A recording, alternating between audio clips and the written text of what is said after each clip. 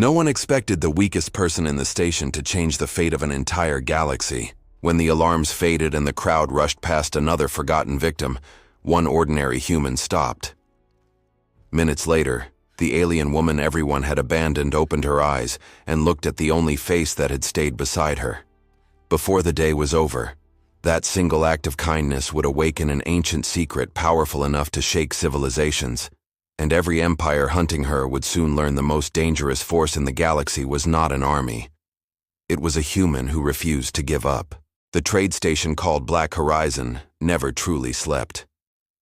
Cargo ships arrived every minute, merchants shouted over one another, and security drones floated through the crowded halls, watching everything without caring about anyone. Every traveler had a destination, and every worker had another shift waiting.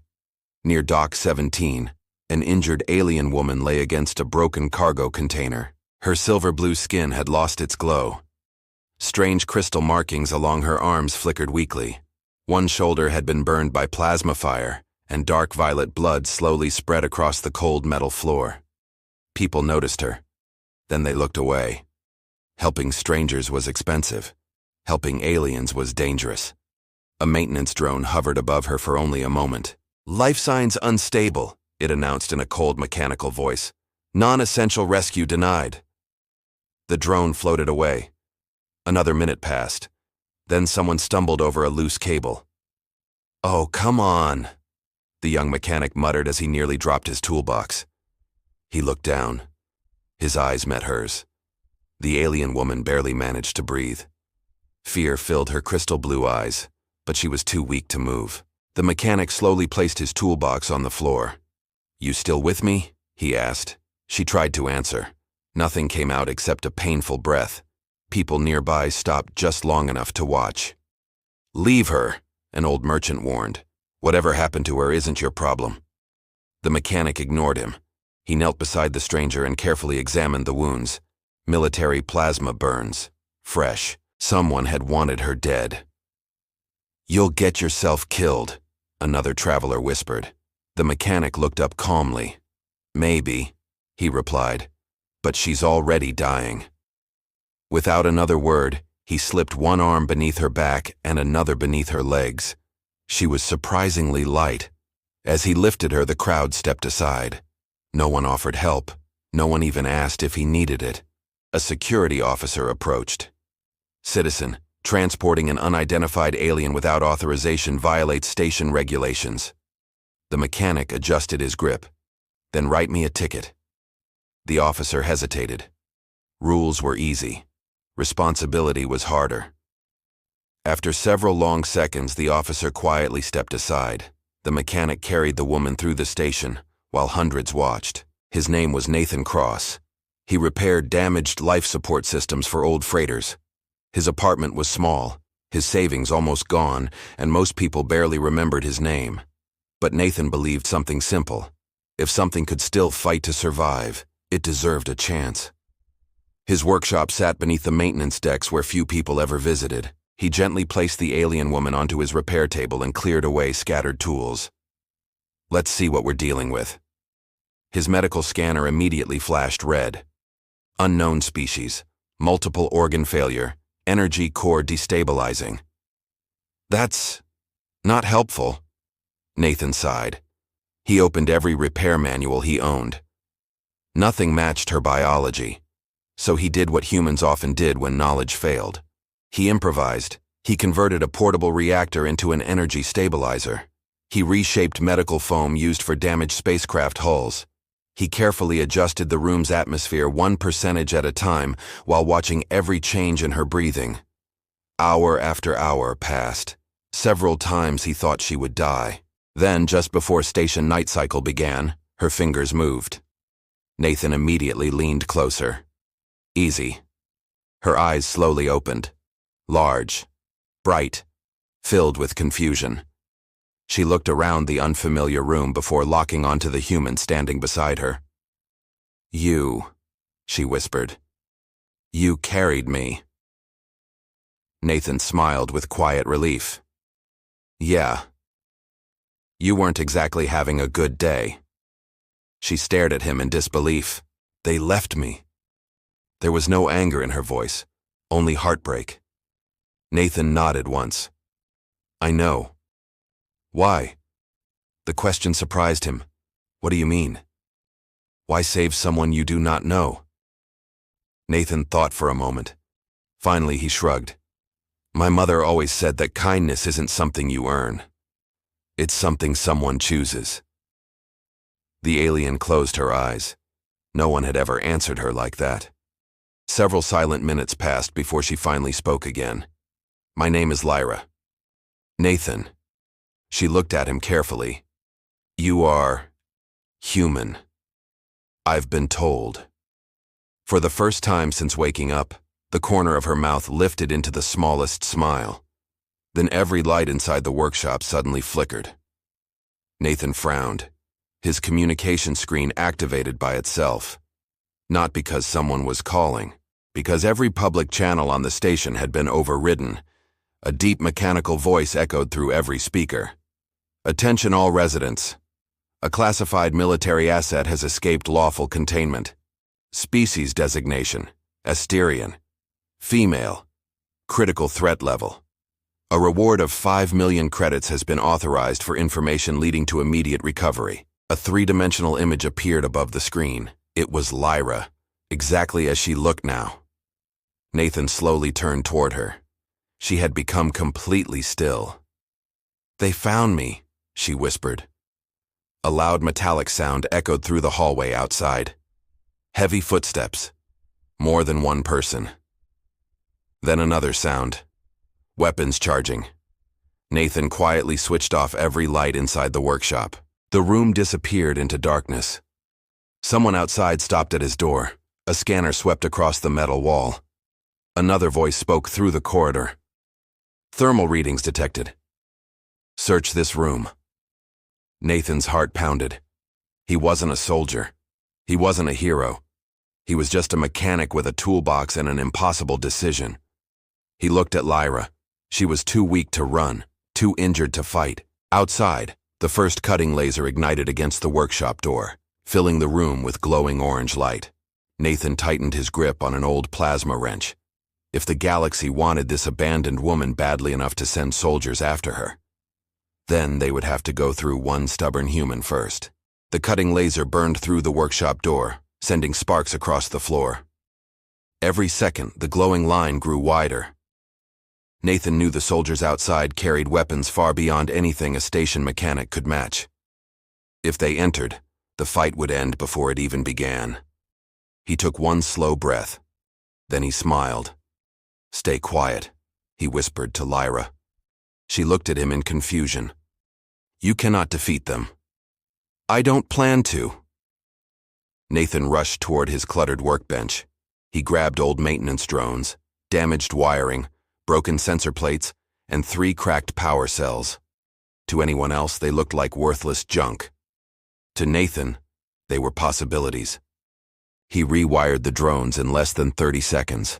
The tiny machines floated into the dark ceiling vents just as the workshop door exploded inward. 6 armored soldiers stormed inside. Their black armor reflected the emergency lights. Their helmets hid their faces, but the glowing red visors swept across the room like hunting eyes. Search everything, their commander ordered. Nathan raised both hands. I'm just a mechanic. One soldier shoved him against the wall. Where is the Asterian? Nathan blinked innocently. The what? Before another question could be asked, one of the hidden drones activated. A loud scream echoed through the ventilation system. Help! They're here! The soldiers instantly turned toward the sound. Another drone projected a glowing hologram of Lyra sprinting through the far hallway. There! One shouted. Half the squad chased the image without hesitation. The commander frowned. Thermal scan! A scanner swept across the workshop. Nathan quietly pressed a hidden switch inside his pocket. Every machine in the room suddenly overheated at once. The scanner displayed dozens of heat signatures. Impossible. The commander stared at the screen. Interference. Nathan shrugged. Old wiring. The commander growled in frustration. Before he could continue, station alarms suddenly blared throughout the maintenance deck. Warning: reactor cooling failure. Evacuate immediately. Nathan smiled inside. Another fake alarm, another maintenance drone. The remaining soldiers cursed and rushed toward the exit. No commander wanted to explain why an entire reactor exploded during a simple capture mission. Within seconds, the workshop became silent again. Lyra slowly emerged from beneath a concealed maintenance hatch. She stared at Nathan in complete disbelief. "You fooled them." Nathan grinned. "They expected a soldier. They found an engineer." For the first time in many years, Lyra laughed. It was soft, almost musical. "I underestimated humans. So does everybody." Her smile disappeared. "They will return." "I know. And next time they will not make the same mistakes." Nathan nodded. "Then we'll make new ones for them." Lyra studied him carefully. She had traveled across hundreds of star systems.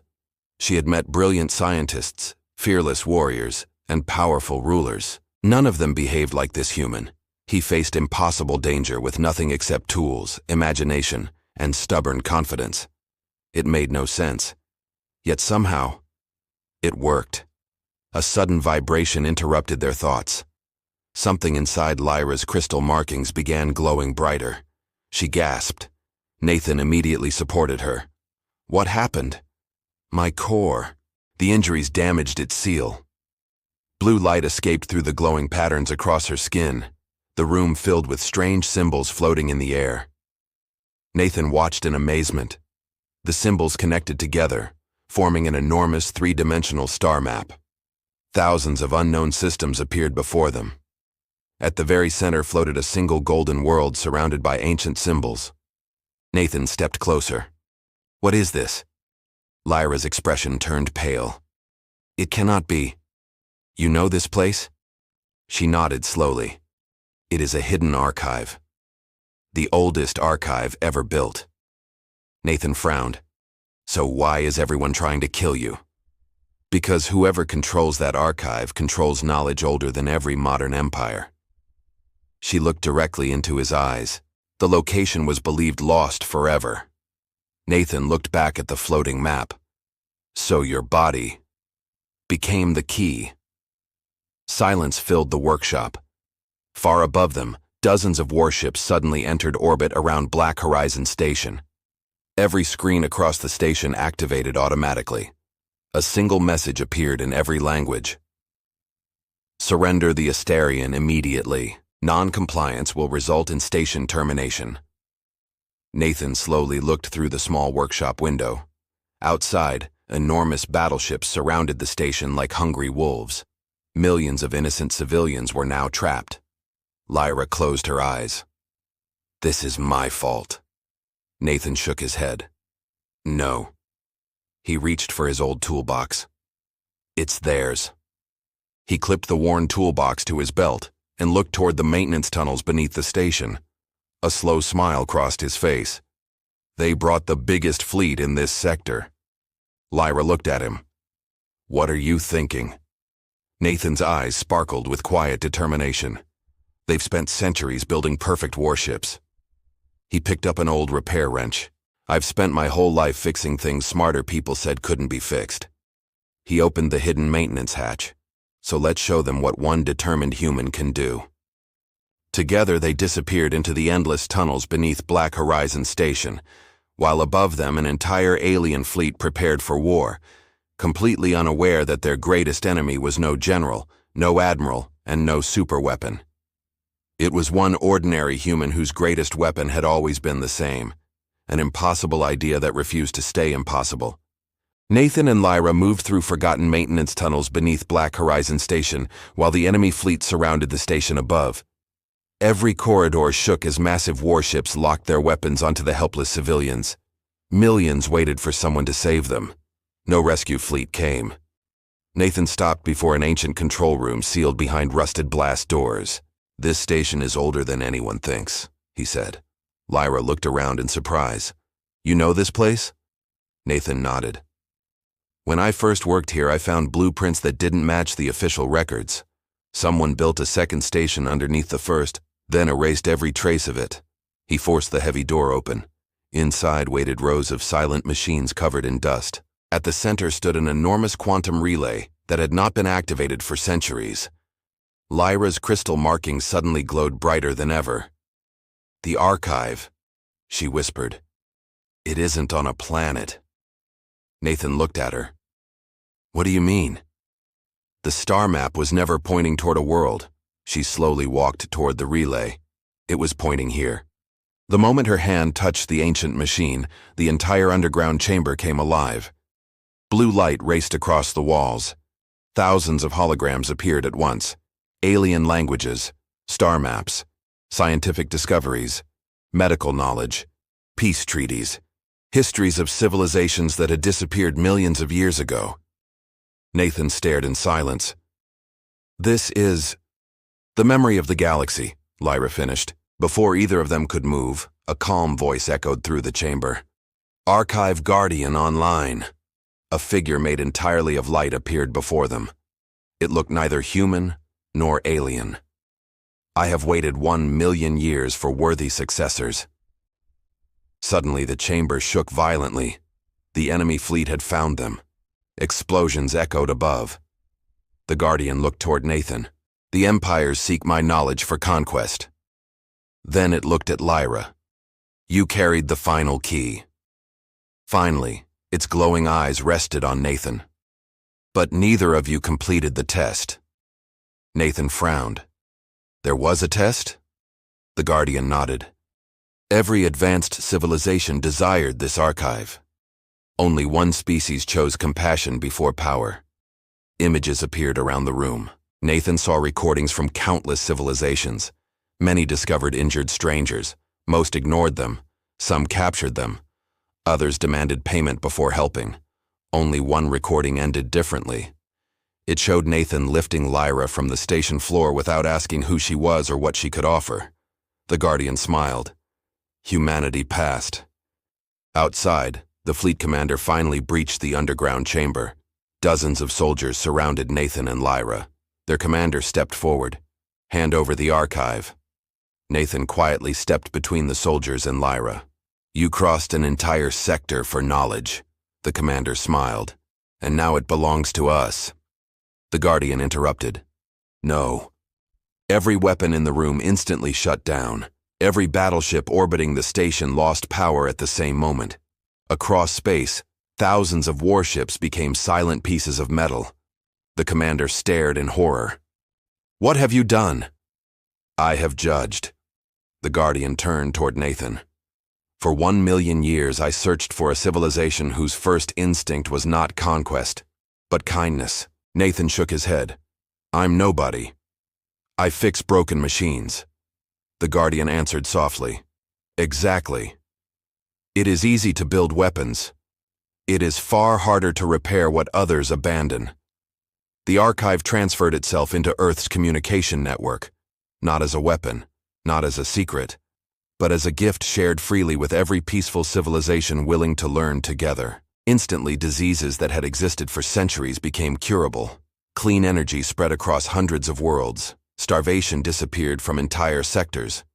Ancient rival species signed peace agreements after gaining access to knowledge no empire could own alone. The commanders who had come seeking absolute power left with nothing, because knowledge could never again be imprisoned. Months later, Black Horizon Station became the busiest place in known space.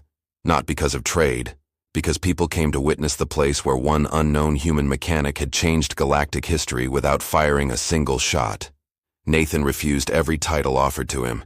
He declined medals. He rejected political office. He even turned down enormous fortunes. Instead, he repaired engines during the day and helped rebuild damaged refugee ships at night. When reporters asked why, his answer never changed. Someone helped tomorrow by helping one person today. Lyra remained on Earth as the first ambassador of the Asterians. The friendship between humans and her people became a symbol of hope across the galaxy. Children from dozens of worlds learned the story in school, not as the tale of a great battle, but as the day compassion defeated fear. Years later, travelers visiting Black Horizon Station still noticed something unusual near Dock 17. A simple bronze statue stood where Lyra had once been left to die. It showed an ordinary mechanic reaching out a hand to an injured stranger. The inscription beneath it was only one sentence. The galaxy was not changed by the strongest civilization. It was changed by the one that stopped walking. And from that day forward, whenever an explorer discovered a frightened stranger on some distant world, people remembered the lesson humanity had unknowingly taught the stars. The greatest strength of humans was never their weapons. It was their impossible habit of seeing hope where everyone else saw someone worth leaving behind.